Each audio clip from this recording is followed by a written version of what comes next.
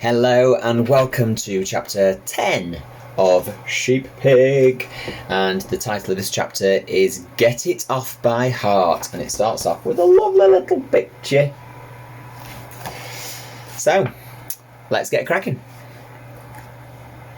Because Babe had now saved the flock not only from rustlers but also from the worriers, the Hoggarts could not do too much for him.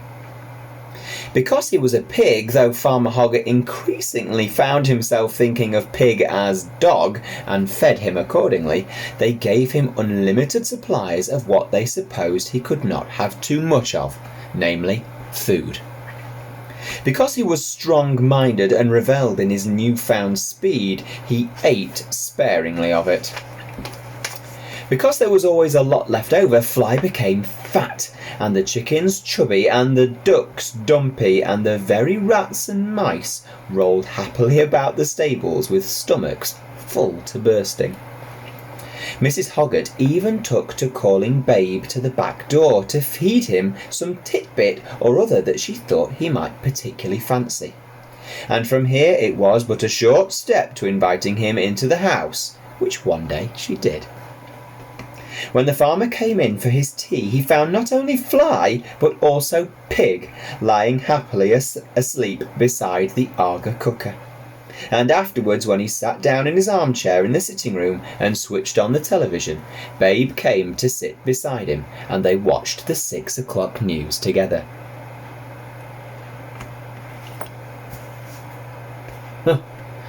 "He likes it," said Hoggart to his wife when she came into the room. Mrs. Hoggart nodded her head a great many times, and as usual had a few words to say on the subject. And before we hear that, let's take a look at the picture there, look, of Farmer Hoggart and Babe sat next to each other whilst he watches the telly box. Now, Mrs. Hoggart nodded a great many times and had a few words to say on the subject. "Oh dear little chap, though you can't call him little no longer. He's grown so much, why he's big enough to, oh you know what, not that we ever shall now. Over my dead body though, I hopes it ain't, if you see what I do mean. Just look at him. We should have brought him in the house long ago. No reason why not now, is there?" "He might mess on the carpet," said Farmer Hoggart. "Oh, never!" cried Mrs. Hoggart, shaking her head the entire time. "Never! He's no more likely to mess than he is to fly. He has to go out when he wants to do his doo-doos, just like a good clean dog would. Got more brains than a dog he has. Why, 'twouldn't surprise me to hear he was rounding up them old sheep of yourn. 'Twouldn't, honestly, though I suppose you'd think I'm daft." Farmer Hoggart grinned to himself. He did not tell his wife that she had never yet noticed that all the work of the farm was now done by the sheep pig, and he had no intention of telling her of the final part of his plan, which was nothing less than to enter Pig in the sternest of all tests, the Grand Challenge Sheepdog Trials, open to all comers. Never in his working life had he owned an animal good enough to compete in these trials. Now at last he had one, and he was not going to be stopped from realising his ambition by the fact that he was entering a pig. In a couple of weeks they would be competing against the best sheepdogs in the country, and they would be appearing, in fact, on that very television screen that they were now watching. "No, you're not daft," he said to himself. "But you won't half get a surprise when you sit here and watch it," he thought. And so will a lot of other folks too. His plan was simple. He would appear at the Grand Challenge Trials with Fly, and at the last possible moment swap her for Pig. By then it would be too late for anyone to stop him. It didn't matter what happened afterwards. They could disqualify him, fine him, send him to prison, anything, as long as he could just make sure he ran Pig. Just one glorious run, to show them all. And they couldn't say they hadn't been warned. The name was there on the entry form. He had been worried, for he was a truthful man, that the heading might say name of dog, and then whatever he put would become a lie. But he'd been lucky. Instead, it said name of competitor. And now it says on the form, if you can see it, name of entrant, and they've put pig.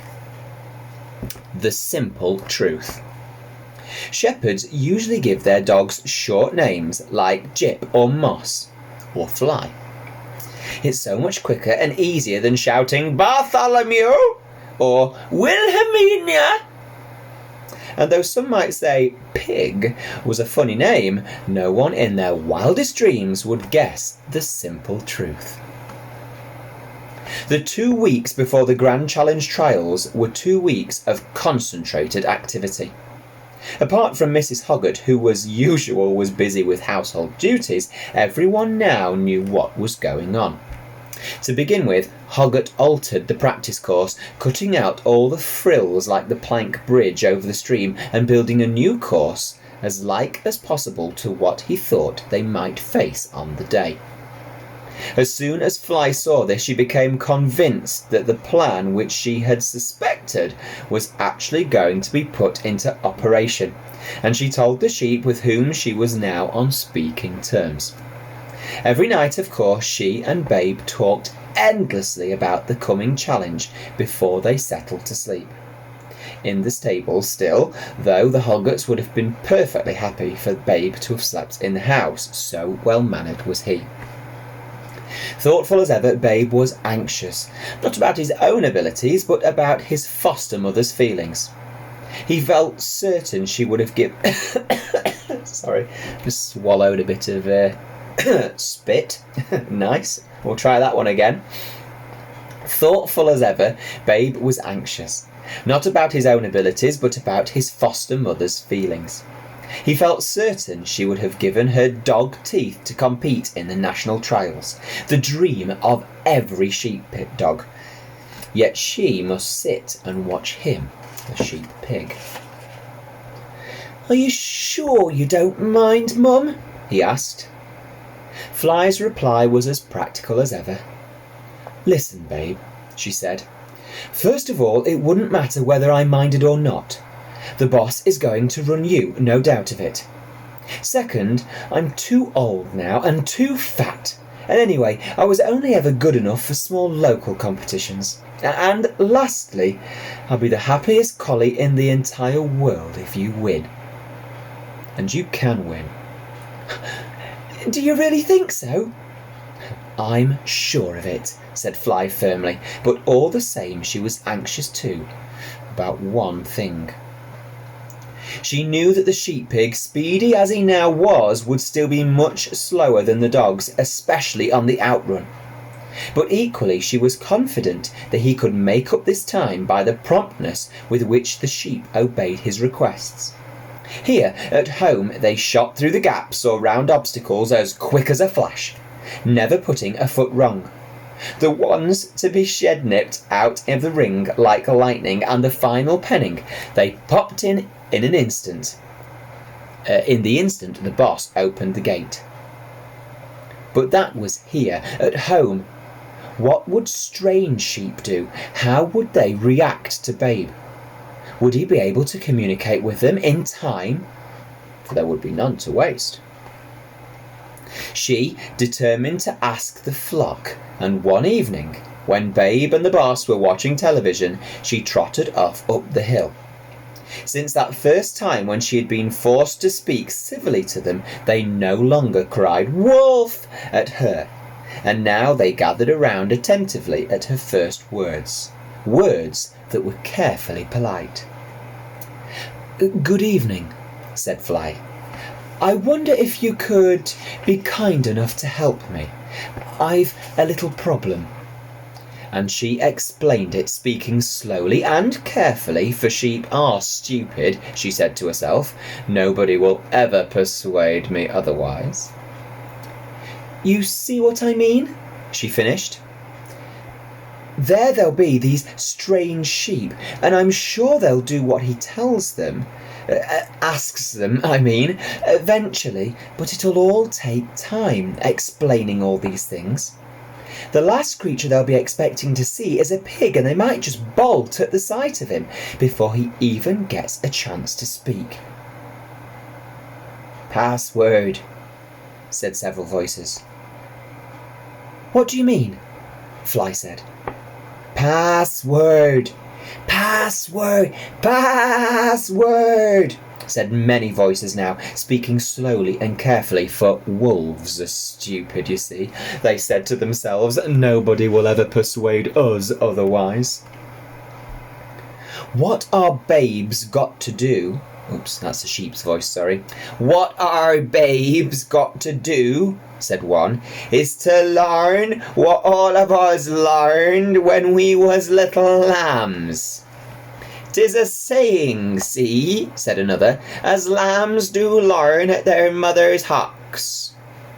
And wherever we do go, to market or to another farm, we won't never come to no harm, so long as we say the password. And if our babe do say it today, why, then they won't never run away." Fly felt her patience slipping, but she controlled herself, knowing how important this information could be. "Please," she said quietly, "please, will you tell me the password?"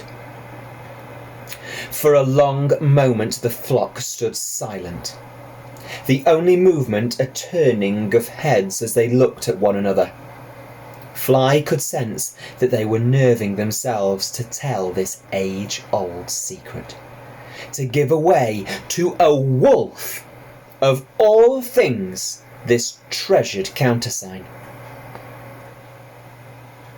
Then, "'Tis for Babe," someone said. "'Tis for his sake." "Ah," they all said softly, "ah," and then with one voice they began to intone.